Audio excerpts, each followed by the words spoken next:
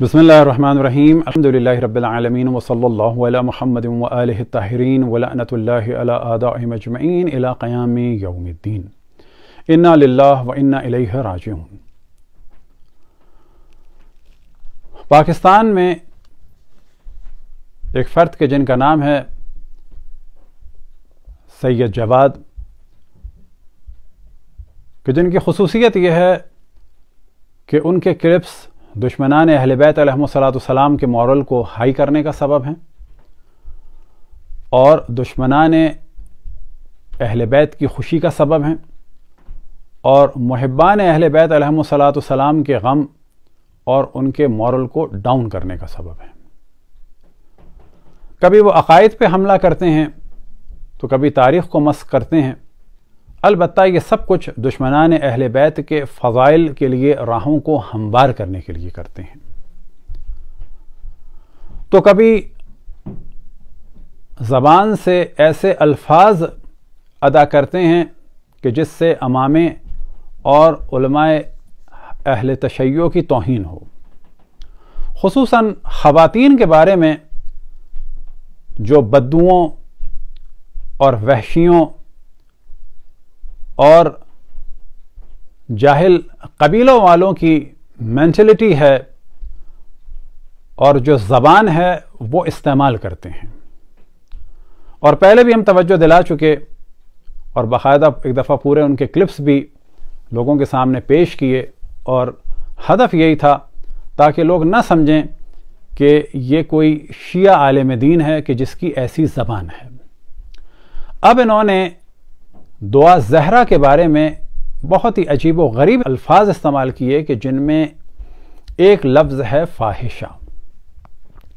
तो अपनी गुफ्तगू में इन्होंने कभी बदकिरदार बच्ची, कभी गुमराह बच्ची और कभी नापाक किरदार और फिर लफ्ज़ फ़ाहिशा इस्तेमाल किया। नाम इसने दुआ ज़हरा रखा हुआ है और अमल उसका देखें कितना पलीद अमल है। सबसे पहले तो बाकायदा केस करके इससे नाम बदलवाया जाए।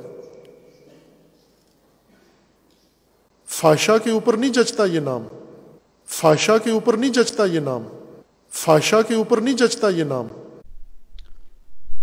और फिर वालिदैन के लिए कहा कि ये सही नहीं है कि ऐसे बच्चों का दिफा किया जाए। वालिदैन इस बच्ची के, उनका ये फरीज़ा नहीं बनता जितने वो आगे आ गए हैं। जब औलाद आक हो जाए, नाफरमान हो जाए, तो नाफरमान को नाफरमान मानो, नाफरमान को ना फिर कलेजे से लगाओ, दिल से लगाओ। गलत कर रहे हो आप भी, नाफरमान हो गई है आपकी उसको इज्जत की परवाह नहीं है। अदालत में आपके सामने आपको उसने जलील किया, पुलिस के सामने जलील किया, हर एक के सामने उसने जलील किया। अगर उससे गलती हो गई होती तो वो माफ़ी मांग लेती और घर चली जाती, लेकिन वो डटी हुई है इसके ऊपर। खूब वालिदैन पीछे हट जाना चाहिए उनको। अगर औलाद गंदी हो जाए तो फिर भी वालिदैन आखिर तक उस गंदी औलाद के लिए भी अपना सब कुछ कुर्बान करें, जहन्नम में डालें इस किस्म की औलाद को। तो सवाल ये पैदा होता है कि हज़रत नूह अलैहिस्सलाम तो आखिर वक्त तक अपने बच्चे को हिदायत की जानिब दावत दे रहे हैं और आप इतनी जल्दी इस बच्ची की हिदायत से नाउमीद हो गए, जबकि अंबिया अलैहिस्सलाम और फिर उनके बाद आइम्मा अलैहिस्सलाम और उलमाए सालिहीन की कोशिश रही कि आखिर वक्त तक लोगों को अल्लाह की जानिब और हिदायत की जानिब दावत दी जाए। अलबत्ता ये वालिदैन की ज़िम्मेदारी है कि वो बच्चों को किसी हाल में भी ना छोड़ें और आखिर वक्त तक उनको सही राह की जानिब दावत देते रहें। अगर किसी का बच्चा हीरोइनी हो गया है तो इसके माना यह है कि हम उसको छोड़ दें। अगर वो हीरोइन पी पी के गलियों में बैठा है और बेहोश रोडों पर पड़ा है तो उसको छोड़ दें। ना वालिदैन को छोड़ना चाहिए अपने बच्चों को, ना बहन भाइयों को छोड़ना चाहिए अपने बहन भाइयों को, और ना कौम और मिल्लत को छोड़ना चाहिए अपने अहले कौम और अपनी अहले मिल्लत को, और बल्कि किसी भी इंसान को किसी भी इंसान के हाल पर नहीं छोड़ना चाहिए। जो हो सकता हो उसकी कोशिश करनी चाहिए। अब यहाँ पर हम बताते चलें कि मसला ना जानने की वजह से अगर कोई शादी करता है बग़ैर वली की इजाज़त के तो शादी सही नहीं है, ये एक मौजू है। آیا اس کے بعد جو جسمی تعلق برقرار ہوگا اس کو زنا کہا جا سکتا ہے؟ تو جواب یہ ہے کہ نہیں. جو بچہ پیدا ہوگا کیا اس کو ولد الزنا کہا جائے گا؟ تو جواب ہے کہ نہیں. یہاں پر اس سیکشول ریلیشن شپ کے لیے جو فقہ میں لفظ استعمال ہوتا ہے وہ ہوتا ہے کہ وطیہ بالشبہ، ایک شبہ ہے، یہاں پر زنا نہیں کہا جا سکتا. اور یہ بھی یاد رکھیں، ہمارے دیہاتی قسم کے، وحشی قسم کے کلچر کو اسلام کے نام پر پروموٹ کرنے والے ملا اور سو کالڈ دیندار لوگ، اگر دو افراد کو آپ بدترین حالت میں بھی دیکھ لیں تو بھی زنا ثابت کرنا الگ موضوع ہے اور اس حالت میں دیکھنا الگ موضوع ہے. یہ تفصیلی گفتگو ہے. لیکن اگر ثابت بھی ہوگا تو ایک دفعہ زنا ثابت ہوگا. ان موصوف نے کیونکہ 3 گھنٹے بولتے ہیں اور ہدف یہ ہوتا ہے کہ نئی بات کرنی ہے چاہے کچھ ہو جائے، انہوں نے لفظ استعمال کیا اس بچی کے لیے کہ ایسے میں تو دشمن بھی یہ لفظ استعمال نہیں کرتا کسی کے لیے. یعنی اتنی غیرت نہیں ہے، حمیت نہیں ہے، اور ان کے طرفداروں میں سے کوئی انسان ایسا نہیں ہے جس میں اتنی غیرت ہو، حمیت ہو، انسانیت ہو کہ وہ ان کو سمجھائے کہ بابا ایسے میں ایسے الفاظ استعمال نہیں کرتے.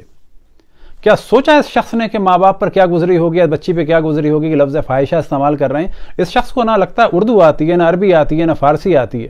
اردو اور فارسی میں تو صرف اس کے یہ معنی ہیں فاحشہ کے کہ وہ عورتیں کہ جو اپنی عزت کی باقاعدگی سے نیلامی کرتی ہیں پیشے کے طور پر.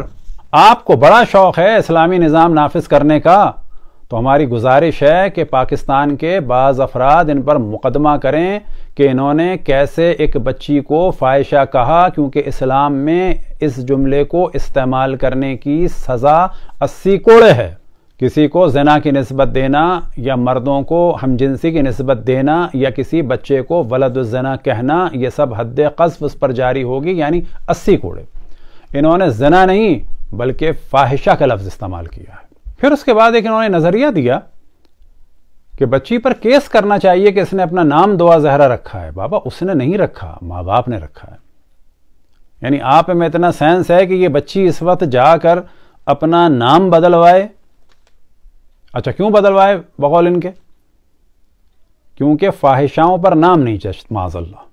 اب ان کے جواب کے طور پہ کہا جا سکتا ہے کہ آپ کا تو اصلی نام تھا فرزند علی شاہ، لیکن آپ اہل بیت کا دفاع تو کرتے نہیں ہیں، دشمنان اہل بیت کے لیے راہیں ہموار کر رہے ہیں. وہ شخص کے جس نے رسول اللہ صلی اللہ علیہ وآلہ وسلم کو حجر و ہذیان و بکواس کی نسبت دی، ان کی تعلیمات پر پابندی لگائی، وہ کام آپ کو اچھا لگتا ہے. تو پھر آپ کا نام پھر بدل دیا جائے، کورٹ میں جا کر آپ پر مقدمہ کیا جائے، کیونکہ آپ اہل بیت کے طرفدار تو نہیں رہے ہیں. یعنی فرزند علی شاہ سے آپ کا نام پھر فرزند معاویہ خان کر دیں. یہ صرف جواب ہے تاکہ جب بولیں تو ذرا سوچ کے بولیں. جس روایت کا آپ نے حوالہ دیا وہ کون سی روایت ہے؟ کیا اس میں یہ پیغام دے رہے ہیں امام محمد باقر علیہ السلام کے بچوں کو ان کے حال پہ چھوڑ دو، برباد ہونے دو؟ یعنی اگر کسی نے ایک دفعہ ہیروئن پی لی اور نہیں مانا تو ہم اس کو چھوڑ دیں؟ یا کوئی لڑکی اگر بگڑ گئی تو اس کو بگڑنے دیں؟ یا اگر بھاگ گئی تو اس سے تعلق توڑ لیں؟ بھاگ بھی گئی اور تعلق نہیں توڑنا ہے، آخر وقت تک ہمیں جتنا بچا سکتے ہیں کہ بچانا ہے. اس روایت میں جو مفہوم ہے وہ یہ ہے کہ ایک بالغ پر زیادہ مسلط نہ کرو، سمجھا چکے ہو بس کافی ہے، چھوڑ دو اس کو. کیونکہ امر بالمعروف میں ایک مرحلہ ہوتا ہے لوگوں کو بتانا کہ جس کو پتہ نہ ہو، پھر ہوتا ہے ایک واس کا سلسلہ کہ پیار سے بتاؤ. لیکن اب کیونکہ باپ وہاں پر بتاتا تھا اور لڑائی کسی کیفیت ہوتی تھی، تو یہ آپ کی ذمہ داری ہے کہ پوری روایت دکھائیں وہ کون سی ہے. تو وہاں پر امام نے فرمایا ہوگا کہ ہاں یہ بالغ ہے، عاقل ہے، تم پیغام پہنچا چکے ہو، اب کیونکہ یہ اس سے پریشان ہوتا ہے، لڑتا ہے، جھگڑتا ہے، تو ابھی چھوڑ دو اس کو. لیکن امام نے یہ نہیں فرمایا ہوگا کہ بعد میں پیار میں بھی اس کو واز نہ کرنا، نصیحت نہ کرنا، بلکہ ایریٹیٹ نہ کرنا. اس قسم کی روایات کا یہ مفہوم ہوتا ہے. تمام پاکستانیوں کی ذمہ داری ہے کہ جو کچھ ہندو بچیوں کے ساتھ ہوا، مسیحی بچیوں کے ساتھ ہوا، قادیانیوں کے ساتھ ہوا، پھر اس کے بعد جو شیعہ اور سنی بچیوں کے ساتھ ہو رہا ہے، تو کبھی بھی ان چیزوں میں دین و مذہب کو نہ دیکھیں۔ کسی معاشرے میں جب ہمارا ہدف ہو عدل اور انصاف، تو وہاں پر پھر کسی بھی دین کو اور مذہب کو نہیں دیکھتے۔ حتیٰ پاکستان میں اگر کوئی ایسی فیملیز ہوں جو اپنے آپ کو ایتھیسٹ کہیں، ہمیں پھر انہیں بھی انصاف دینا ہوگا۔ ظالم کی ہمیں مذمت کرنی ہوگی، چاہے وہ کوئی بھی ہو اور کوئی بھی دین و مذہب رکھتا ہو، اور مظلوم کا ہمیں ساتھ دینا ہے، چاہے اس کا کوئی بھی دین و مذہب ہو۔ آخر میں ہم علماء کی توجہ دلائیں کہ جب اس قسم کے افراد گفتگو کرتے ہیں تو آپ لوگ اپنی ذمہ داری کیوں نہیں پوری کرتے؟ پھر یہ کہ ایسے افراد کے ساتھ بیٹھتے بھی ہیں، اپنے بلاتے بھی ہیں، جبکہ علماء کی ذمہ داری ہے کہ حق کو بیان کریں۔ اب اگر علماء حق بیان نہیں کر رہے تو اب ذمہ داری ہے پبلک کی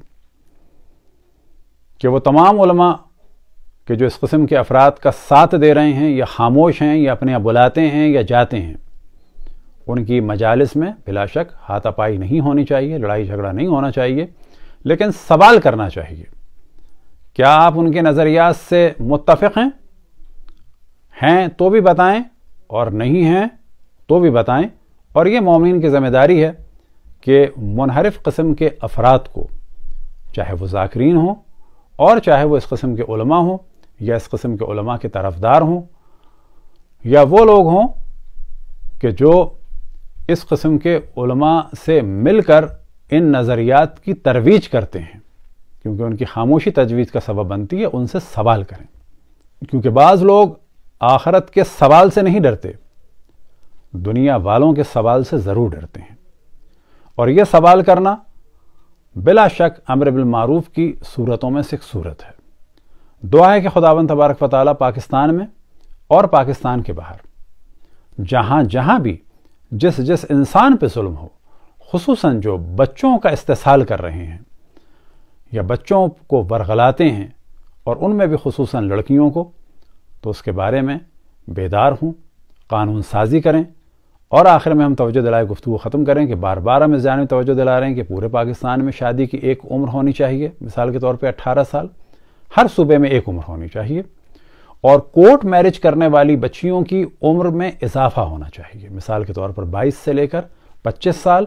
اسی طریقے سے لڑکوں کی عمر میں اضافہ ہونا چاہیے، اور ایسے لڑکوں کی کورٹ میرج ہونی چاہیے کہ جو کفالت کر سکیں، اور گھر سے بھاگنے والیوں کو سپورٹ نہیں کرنا چاہیے، کیونکہ یہ سپورٹ اگلی زندگی میں جو زیادہ پاسبلٹیز ہیں وہ ان کی بربادی کا سبب بنتی ہیں۔ اور اگر کبھی ایسا ہو جائے تو گھر والوں کو دوبارہ اپنے بچوں کو ایکسیپٹ کر کے ایک نئی زندگی کی جانب دعوت دینی چاہیے۔ وصلی اللہ علی محمد وآلہ الطاہرین۔